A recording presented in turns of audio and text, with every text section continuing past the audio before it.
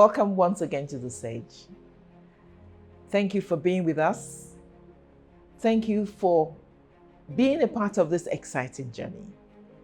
For the past few episodes, we've continued our series on living out our passion to a compassionate Nigeria, towards achieving a compassionate Nigeria. A Nigeria in which, if we are all compassionate people who care about each other, we will of necessity contribute and reduce the suffering that is existent at this time in history in our country. It is giving and reaching out to each other that will make the difference we so much need.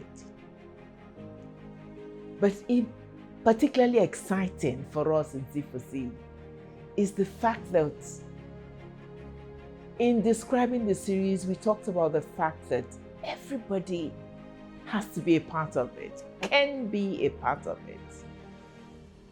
And for this particular last few episodes, we talked about the place of enterprises, particularly small and medium scale enterprises in our living out that reality. Again, we say it is successful enterprises that create jobs. It is successful enterprises that build the economy of our country. They provide innovation. So many. We have spent an episode describing the importance of successful enterprises.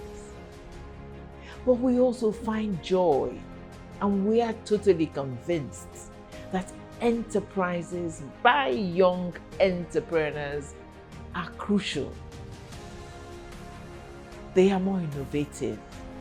They have a longer lifespan, probably left, and therefore can do these things more with time, over time. And so we as an organization put everything we have into supporting and producing these young entrepreneurs.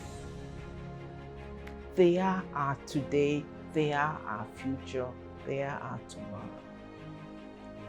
And so we decided, as part of the discussion under this topic, to bring on set some of these amazing entrepreneurs.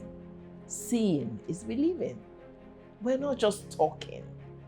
We've been doing it. We are proud to share in their success story. We are proud to be able to look at them and see what they're doing. But we also ask them to come on set, to describe, to tell you themselves. The journey is not easy. We're not claiming that it is. But they have agreed to candidly come, sit down, and describe how they struggle every day to keep their enterprises going, to contribute to the economy and well-being of our country. Today, I am excited to move into another area of enterprise. In the past few episodes, we looked at agro, food processing, agro production. Very important, very important. I repeat that because of the hunger that exists in our country today. But we also turn in this particular episode to an area that is so vital as a necessity, an area of service, as a necessity to each and every one of us, but also because it improves the economic power for the entrepreneur and for all of and for this country. I talk about no other sector than the issue of fashion, couture, producing clothes that make us look good. And also it's a necessity. I don't think we can all go around naked. We all have to be clothed. Please join me as I introduce one of my brightest entrepreneurs, Chizoba Okolo. Not only has she been through the training several years ago, but she's also participating partially in training the other trainers that have come into the program. Chizoba has been with us to lecture her younger colleagues, I call them younger colleagues, transferring to them some of the knowledge she gained. Chizoba Okolo, welcome on set. Chizoba is a gifted fashion designer and is it dressmaker? What are they called these days? Fashion designers. Fashion designer? Yes. Yeah. Sometimes, I ask that because some can design, perhaps, and people use their design, but you design and you produce the clothing. Yes. And so, Chizoba, welcome. It's such an important area. And I know that really also that this is a show many of our audience will watch. We find that many of the young people, and indeed people out there, are very interested in this area. We keep saying that one of the shows that's been watched most on the stage was actually one in this area in the past, where we featured a fashion designer who came in to talk about what she does and how she does it. And viewership hits the sky. So I say to you, as we discuss, that I'm sure there are many people who are interested in understanding how you do it and what you do and how you're succeeding. So Chizoba, welcome. Thank you very much. Thank you for your contribution to society, because that's what it is. Whatever you do as a business and you are succeeding and making people happy is a contribution. Yes, it is indeed. To our well-being. So welcome. Thank you very much. Chizoba is the CEO of Neps Couture. Neps Couture. She has to keep reminding. You see, I have so many of these wonderful entrepreneurs. Sometimes I get names all mixed up. But she is the CEO of Neps Couture and been running now for a few years. And that's 7 years now. Wow, 7 years. So it's no mean task. Yes. So welcome. Thank you very much. Let me turn the ball over to you and say, how did you get to be here? I'm sure you didn't study. Did you study fashion designing in college? No, I studied economics at the University of Nigeria. Tell me how an economist turned out to become a fashion designer. Tell us your story. What drove you? How did you get here? Okay, thank you for bringing me into the show. Well, what drove me? I gave a tailor one day my dress, and by the time the dress came back, because I had to draw here, I said, okay, I want this here, I want that here. And what came back was not what was in my head. So what was in my head was here, and what was here, what was given to me was here. And I was like, I can't continue like this. So I found out that I love to draw pieces. I love to design new pieces, I really don't like wearing what people are wearing. I like to wear something different. It may be from 2 or 3 imaginations, but there's something different. So each time you see me going to explain to the tailor, so put this here, and get this fabric here. And sometimes the fabrics they get, when you now see the dress, you're like, what is this? So I also decided to go into searching for fabrics. I love looking for fabrics. I love matching fabrics. I love bringing fabrics together. Oh, this one and this one. Oh yes, it will give me a lovely turnout. This dress I'm wearing now, if I tell you, it's two different fabrics, but it's 2 different colors, but the same fabric. But I put it together to create one outfit. But maybe some other tailor, if I had given it to a tailor to make, would have made it, yes, the 2 different fabrics, but not the way I envisioned it. So that was what really drove me to going into fashion. So I said, okay, let me stop explaining to people and start doing it. Even if sometimes I get to mix fabrics, do a lot of putting together, and I really don't even have the time to sew so much. So I decided to go into that because I needed to, all the imaginations in my head, I needed to bring it out. I think what is very important in what you have said, and which I'm underscoring, is the fact that you're actually a creative artist. Yes, more of that. Yes. You know, you describe creativity where in your mind, it's all there. You're already envisioning this sleeve. If it's like this, it will look nice. Or this material, if combined with this, will look nice. So you're a creative artist, because sometimes we think creative artists are just those who sing or do poetry and so on. But that many of us, in our different ways, are creative artists. Yes. I like to say that the sage is also a creative artist. Yes, it is. Because it's unique in its own way. Yeah, in what I discuss with you, in how I fashion it is all part of it. It is that creativity which we churn out in our mind, and we think we contribute to improved quality of life for people out there when we do so. So yes, what you do is an art. It's lovely. But where did you find the courage?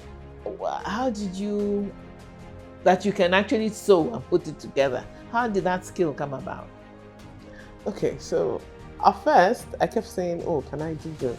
But at some point, and I said, okay, let me try. Let me start small. So I started so when I bring the fabrics together, bring my imaginations together, I'll go and meet a tailor in her store and ask her to make this for me so I could maybe sell to people.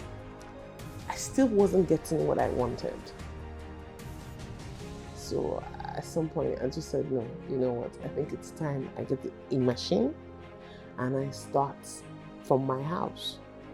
So I started from my house, and then it kept gradually. And then my mom too can sew.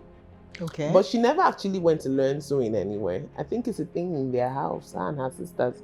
So this one made this one's wedding gown, this one made this one's wedding gown, you know. Really? They have, as much as a they are like 7 girls. So each of them made wedding gowns for each of them.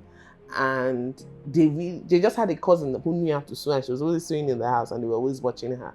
So I think the passion is there is there in me somewhere.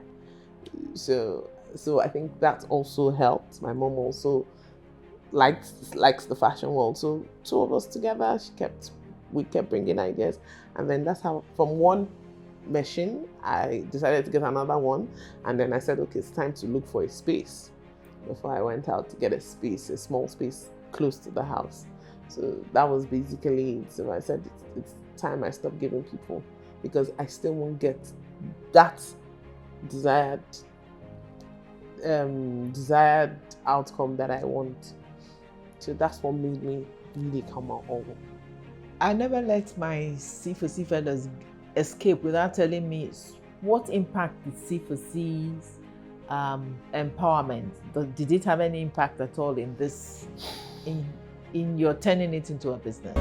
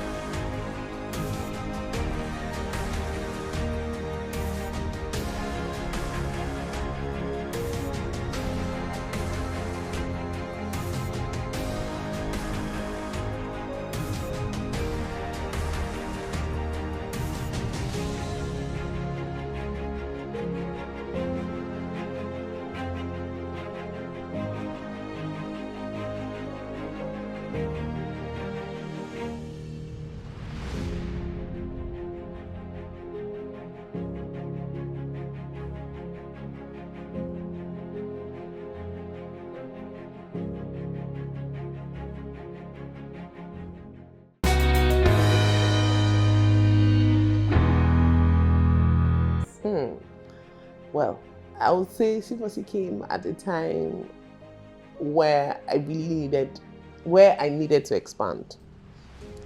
I was getting choked. I just had an industrial machine, just one. Then I had a manual machine, and then I had clothes, people's clothes.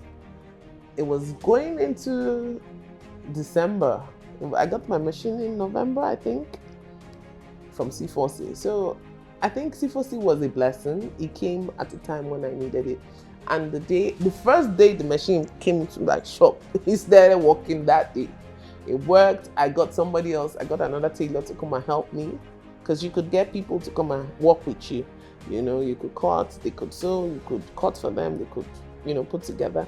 So it worked. And that Christmas the work was, sometimes Christmas, I still work on the 25th, on the 20th. Maybe I'll just go to church and come back and then go to the shop 26th. So you see me taking my break off from the 27th, 28th. So it helped me out. So I thought about it. I said, so if I didn't have this machine, what would have happened?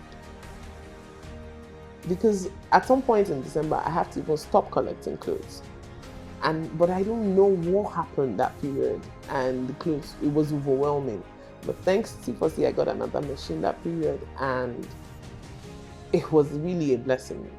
It was really a blessing. I didn't have a weaving machine at that time. And somebody advised, why don't you get a weaving machine? And I said, no, I want a sewing machine. And really, the sewing machine came from C4C, and I was really, really glad and blessed. We appreciate that. And thank you for reinforcing why, as part of our support, we do our very best to provide some equipment, even though we know we don't have much money and it won't be a huge amount of equipment. But in addition to equipment, we also invest in other ways. Did that have any impact on you? Oh, wow, it did. It did, because before, will I say I was just a roadside tailor?